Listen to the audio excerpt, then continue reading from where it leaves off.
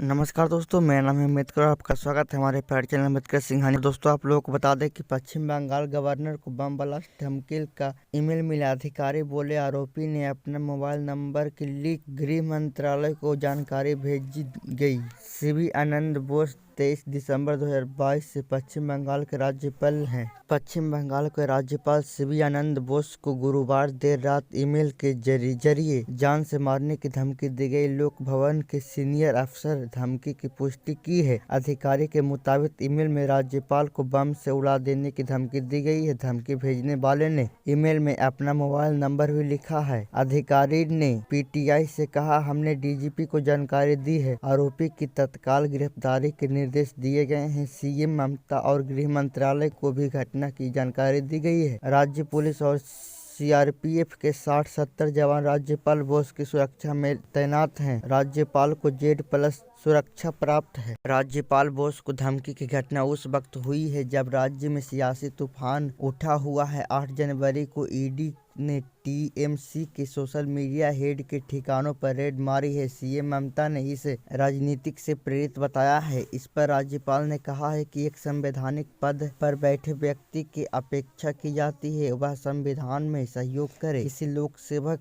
के उसके कर्तव्य से रोकना दंडनीय अपराध है। पश्चिम बंगाल के राज्यपाल सीवी आनंद बोस ने कहा कि बंगाल की राजनीति के शरीर पर 2 कैंसर हिंसा और भ्रष्टाचार हैं। अगर राज्य को अपनी स्वर्णिम पहचान वापस चाहिए तो इन मुद्दों पर सख्त और सक्रिय कार्रवाई जरूरी है। भाजपा बोली ममता बनर्जी नाकामयाब नेता हैं। भाजपा आईटी सेल के हेड अमित मालवीय ने कहा कि ममता बनर्जी के राज्य में आपका स्वागत है जहां गवर्नर भी सुरक्षित नहीं है। पश्चिम बंगाल में कानून व्यवस्था पूरी तरीके से चरमरा गई है। गृह मंत्री ममता बनर्जी कोयला तस्करी और मनी लॉन्ड्रिंग के आरोपी एक प्राइवेट फर्म को बेचने के लिए ईडी से सबूत वाली फाइलें छीनने में व्यस्त हैं। ममता बनर्जी एक पूरी तरीके से नाकामयाब नेता हैं। अब जानिए सीएम ममता और राज्यपाल बोस कब सामने आए हैं। 2023 में विश्वविद्यालयों में वीसी नियुक्त विवाद पर राज्यपाल बोस ने राज्य के कई विश्वविद्यालयों में वाइस चांसलर वीसी नियुक्त के लिए जिस पर राज्य सरकार ने आपत्ति जताई। सरकार का आरोप था कि नियुक्तियां राज्य की सलाह के बिना हुई। राज्यपाल ने कहा कि कानून के तहत यह उनका अधिकार है। मामला अदालत तक पहुंचा और शिक्षा व्यवस्था प्रभावित हुई।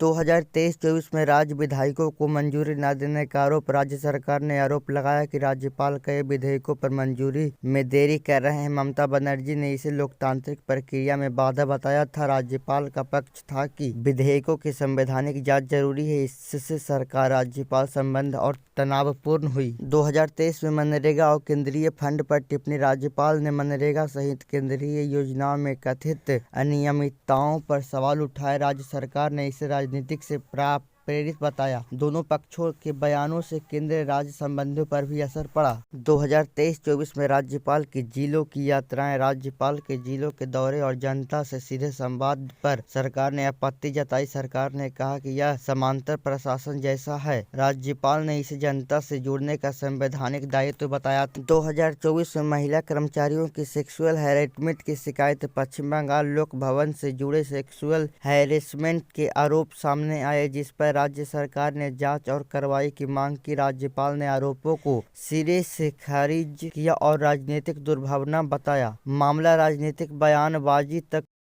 सीमित रहा लेकिन तनाव बढ़ता रहा। गडकरी बोले बस कंपनियां ही अब स्लीपर कोच बनाकर देंगी। पिछले 6 महीनों में आग लगने से 6 बड़ी घटनाओं में 145 लोगों की जान गई। ये घटना 15 अक्टूबर 2025 की है। राजस्थान के जैसलमेर जोधपुर हाईवे पर चलती हुई बस स्लीपर बस में आग लगने इसमें 20 लोग जिंदा जल गए थे। केंद्रीय सड़क परिवहन और राजमार्ग मंत्री नितिन गडकरी ने कहा कि अब स्लीपर बसों का निर्माण केवल ऑटोमेटिक बाइक कंपनियां या सरकार द्वारा मान्यता प्राप्त संस्था ही कर सकेंगे। गुरुवार को उन्होंने कहा कि मौजूदा स्लीपर बसों को भी नए सुरक्षा मानकों के साथ अपडेट करना होगा। ये फैसला स्लीपर कोच बसों में लगातार बढ़ती आग की घटनाओं पर लगाम लगाने के लिए लिया गया है। गडकरी ने बताया कि पहले से चल रही स्लीपर कोच बसों में फायर डेडिकेशन सिस्टम, आपातकालीन निकास हैमर सहित इमरजेंसी लाइटिंग और ड्राइवर ड्रोजिनेस नींद आने की चेतावनी, इंडिकेटर लगाना अनिवार्य होगा। उन्होंने कहा कि बीते 6 महीनों में स्लीपर कोच बसों से जुड़े आग लगने के 6 बड़े हादसे सामने आए हैं, जिनमें 145 लोगों की जान गई है। गडकरी बोले, बसों में आग लगने के कारण एक जैसी खामियां हैं: ज्वलनशील इंटीरियर, संकरे या बंद आपातकालीन निकास, आपातकालीन खिड़कियां की कमी या खराब स्थिति, फायर सेफ्टी उपकरणों का अभाव, यात्रियों को बाहर निकलने के लिए बेहद कम समय, स्टाफ का अपर्याप्त प्रशिक्षण। बस बॉडी कोड AIS